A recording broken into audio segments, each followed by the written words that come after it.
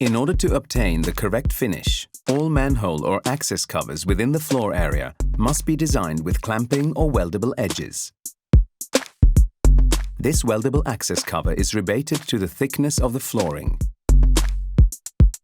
The material is fitted tightly to the edges, then grooved and hot welded to the PVC insert, both inside and outside of the cover, providing a neat and effective watertight seal between the floor and the access cover. Groove the joints with a grooving tool.